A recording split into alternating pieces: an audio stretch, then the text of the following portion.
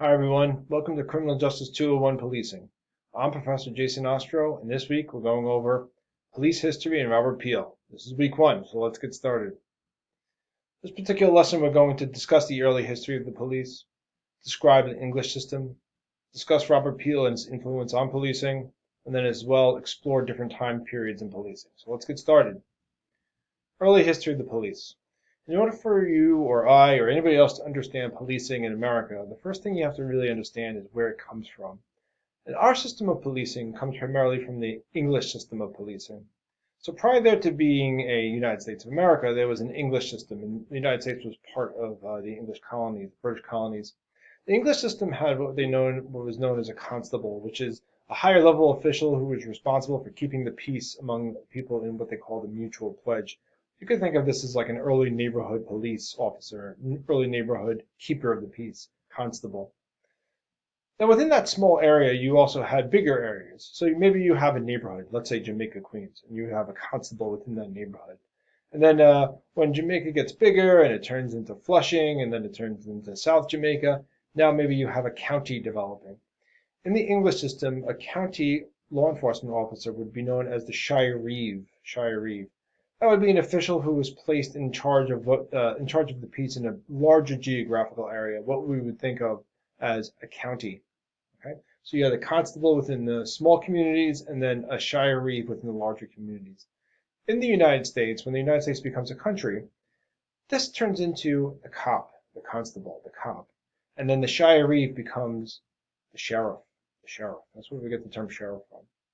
So in the United States, you see cops tend to be that tends to be a term that's associated with people who work as police officers within cities, and sheriffs are terms that are associated with individuals who work at the county level doing other types of enforcement.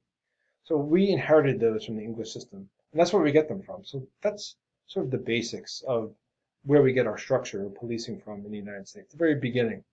So even with these services in the English system, men in a given town were expected to serve what was called watch and ward to protect against crime and disturbances and fires. I use the term men intentionally because up until the second half of the 20th century, policing in the United States, and really throughout the world, was almost exclusively male. So when I use the term men, I mean males with intent and purpose. When you think about the development of modern policing in the United States, you have to go back to England and the Metropolitan Police of London. So around the 1800s, early 1800s, you have industrialization, the Industrial Revolution, urbanization, the movement of people from the country into the cities. Cities started to rapidly develop and grow. So this industrialization and urbanization created a need for urban police. And sort of the father of modern policing in that way, you could think of as Robert Peel. 1829, Robert Peel helps lay the foundation for a large, modern, large-scale professional uniformed police force. And there's a link in this week's material which gives you a little bit of a background about Robert Peel and his 9 principles. It's part of the material for this week, so take a look at it.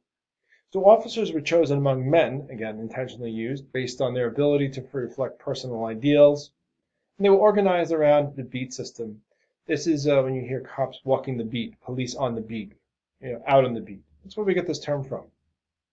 Robert Peel lays the foundation for what becomes modern policing in urban cities throughout the entire world.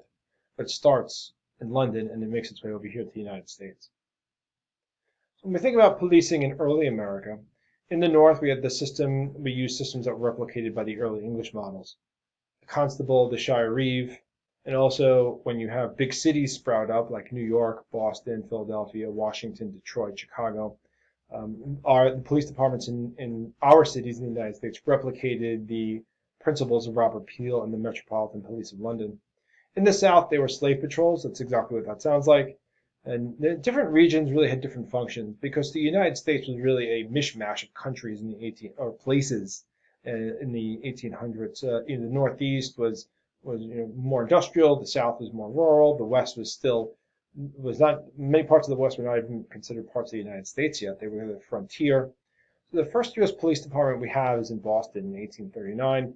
New York City followed suit in 1845. These were modeled after Robert Peel's 9 principles in the Metropolitan Police of London.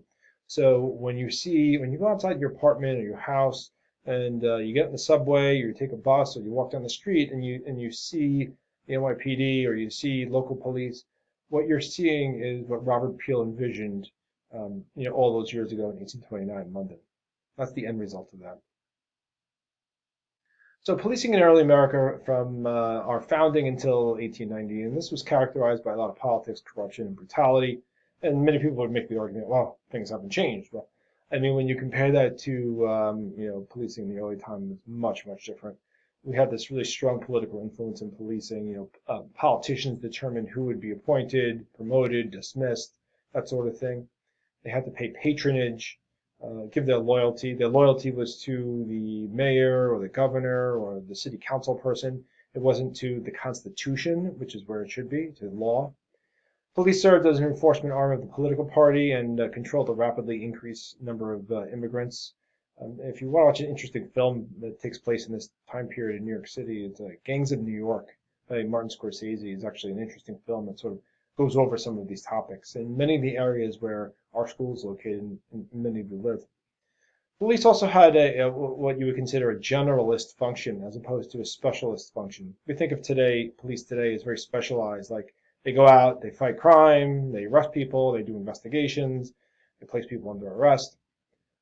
Early police had a generalist function. What that means is they performed a multitude of duties, including street cleaning, what we would think of as sanitation, inspecting boilers, what we would think of as building inspectors, caring for the homeless, what we would think of as homeless services, and then operating ambulances, what we would consider EMS or fire department. So this led to what was known as the Reform Era, right? 1890s until 1920 roughly, and then one of the major changes you see is implementation of the civil service system, and that's an attempt to root out political patronage and corruption. You might ask, well, what does that all mean? Well, what it really means is this: is when you go to get a government job, there are certain laws that in which that you have to be hired. You have to sign up, you have to be qualified, you have to take a test, you have to get put on the list, you have to be called, you have to go in order, and you have certain protections that come with that job security, job protections, benefits. Civil service protection protects government workers from the political influence in government. So, you think of it this way. If I'm a police officer and I didn't have any civil service protection, then my loyalty would be to who or what? It would probably be to the person who hired me, because that's the person who could also fire me. I don't have any job protections. So one mayor is here today, the next is there tomorrow. Mayor today loves me, tomorrow's mayor doesn't. I'm out of a job. And civil service gives you protection against that. It gives the police protection against that. Police need to always be loyal to who or what? The mayor, the governor, the police, the president? No. The Constitution of the United States and the law. When you raise your right hand, you swear an oath as a police officer to be loyal to the Constitution of the United States of America, as well as the Constitution of New York State, if it's in New York State, and to abide by all the laws therein. You can't do that if you're afraid you're going to be fired tomorrow because of the whims of the political class and where your loyalty is. So always to the Constitution and the law. All right, so that's one of the major changes, and it actually really helped to root out corruption and political patronage. Political patronage, think of it as like payback. Payback. Like, I will support you if you get me my job, right? Quid pro quo. You do for me, I do for you. Policing in America, then you have this professionalism era from the 1920s into the 1960s where police start to turn themselves into a legitimate profession. They start using technology. They have training. They increase their standards, their educational requirements, expansion of the federal government role in policing, especially after Prohibition, which was the outlaw of alcohol consumption in the United States. Which was overturned by another constitutional amendment. So you have this professionalism movement. Technology, education, training, higher standards, procedures, things of that nature, 1920s to 1960s. We move into the 1960s and 1970s, and this is a really radical time in the United States. And I like to make the argument that today, the last 5 to 10 years or so, they really reflect what happened in America in the 1960s to a large extent, and policing. And it's pretty evident to me. But this really gets started in the 1960s and 70s. You have a lot of social change in the 1960s, mid 1960s. Prior to the mid 1960s, crime in the United States was very, very low. And you have all this turmoil and change in Vietnam and rapidly rising crime rates. You have the civil rights movement, and police start to become the target of a lot of criticism. It's what do they represent? They represent to a lot of people. They represent authority. To some people, they represent law and order.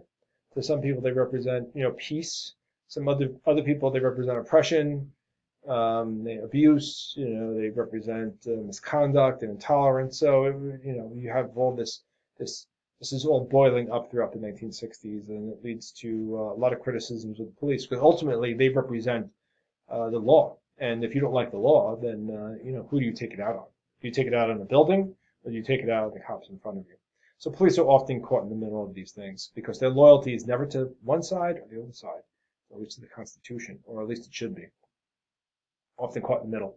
1960s, you also have a lot of case law that comes from the 1960s that dramatically changes policing. You have Supreme Court cases like Miranda v. Arizona, which many of you I'm sure have heard of. You have the right to remain silent. They do that in every movie and TV show, which never really happens like that in real life.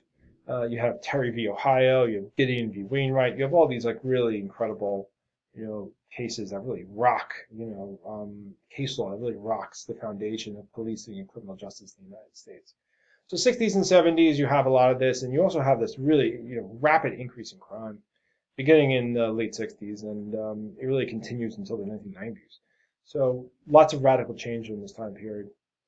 When we think about policing in the 1980s and the 1990s, we have this push towards diversity in policing. We're dealing with the crack epidemic, which is violence in American cities was just astronomical. Here in New York City alone, in the early 90s, 91, 92, there were about 2,000 plus homicides a year. A year. Yeah, I know there's a crime wave been going on since COVID here in New York City and throughout the country. It's incredibly unfortunate. But if you compare homicides now to then, it's still completely dwarfs what's going on today. Imagine 23, 24 murders a year. Now there's 300, 400 a year, 500, which is still a lot, too many. But it's one fourth, one fifth of what it was in the early 1990s. So you have the crack epidemic, you have high crime rates, you have zero tolerance, broken window style policing, introduction of newer technologies like CompStat. So you have all these things happening at once, and police departments are being built up and up and up, and bigger and more militaristic and more aggressive in fighting crime because that was the biggest problem throughout the 1980s and the early 90s was crime. The crime wave, continued, started in the 60s and just got worse and worse and worse in the 70s and the 80s, and by the early 90s it was just really terrible throughout the United States. So, police departments are responding to this. Aggressive policing, building them up, militarizing, aggressive enforcement, zero tolerance, broken window style policing. And that really kind of led into the early 2000s and mid 2000s. So, you saw the implications of that for a while.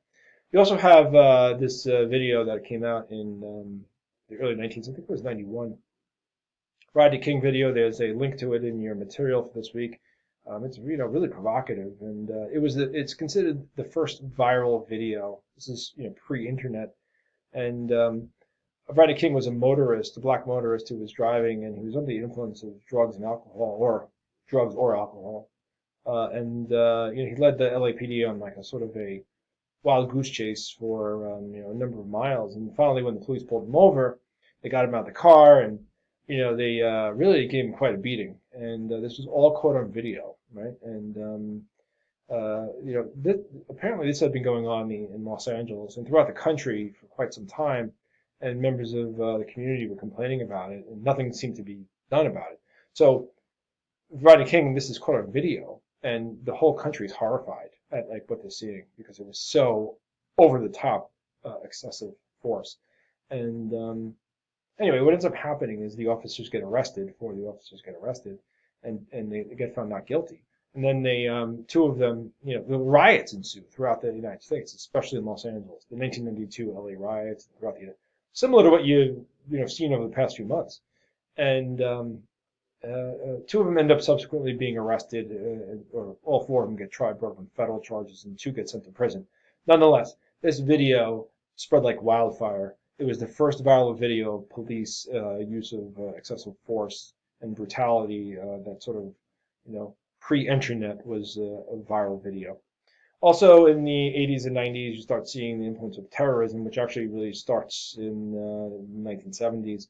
You have some groups here in New York City that detonated some bombs outside of areas in New York City, injured a bunch of people and killed them. FLAM, they were known as.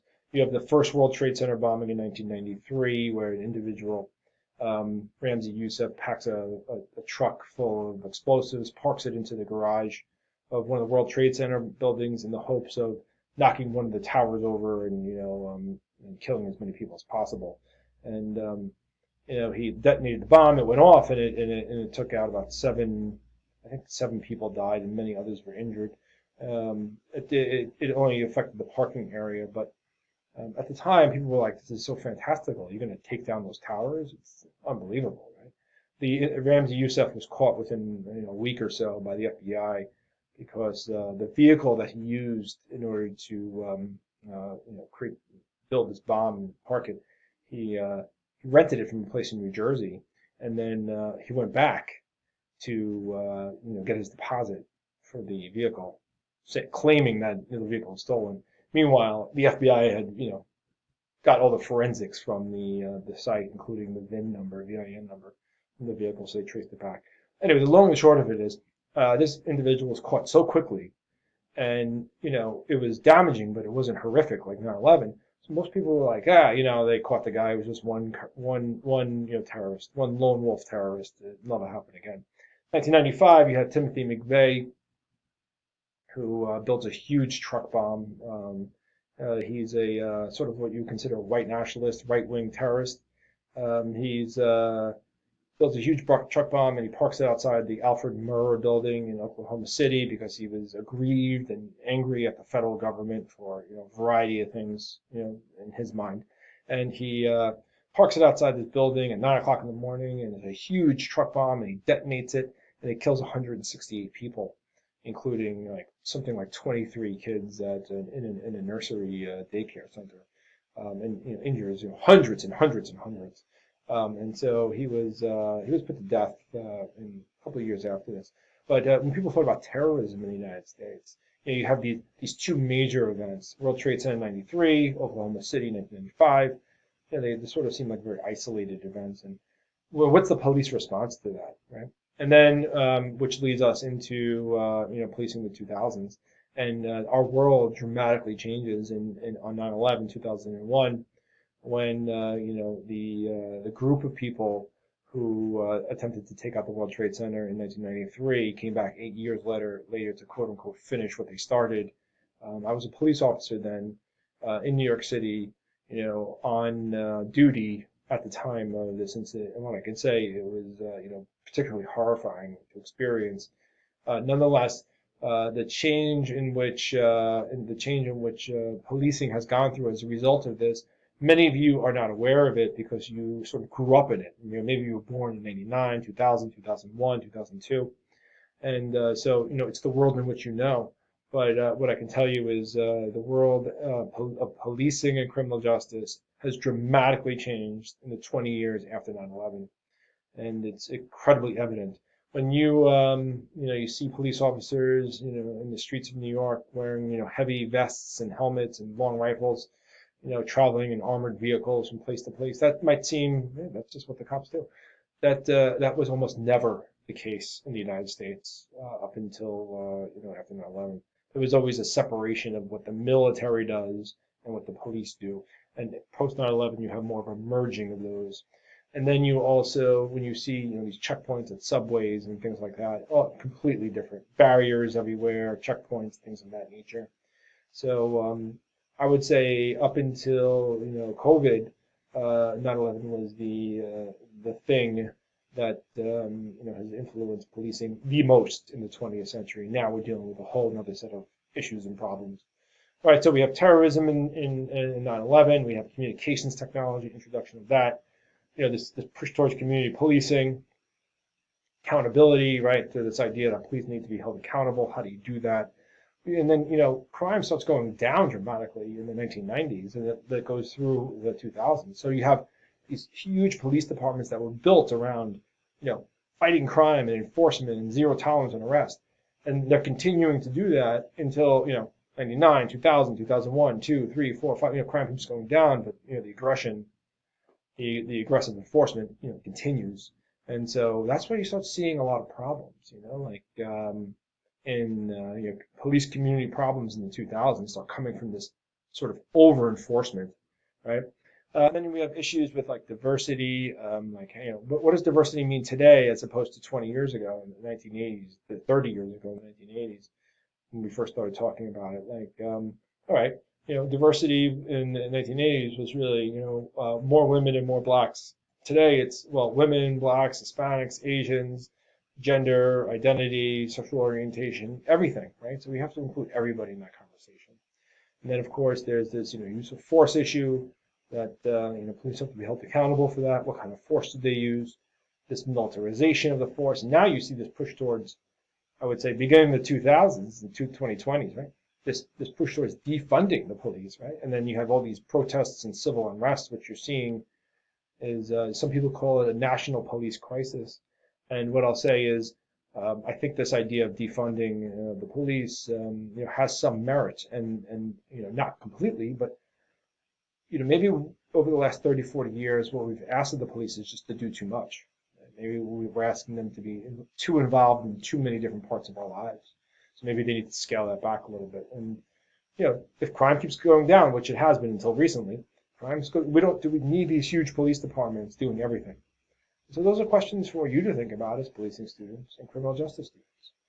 Okay, so for this week, there's Robert Peel's 9 Principles video, right? So, not video, I'm sorry, but a link to the website. Read through that. You could read about Robert Peel. Check out his 9 Principles. There's going to be a discussion board topic there as well on that, as well as the Rodney King video, so make sure you watch that as well.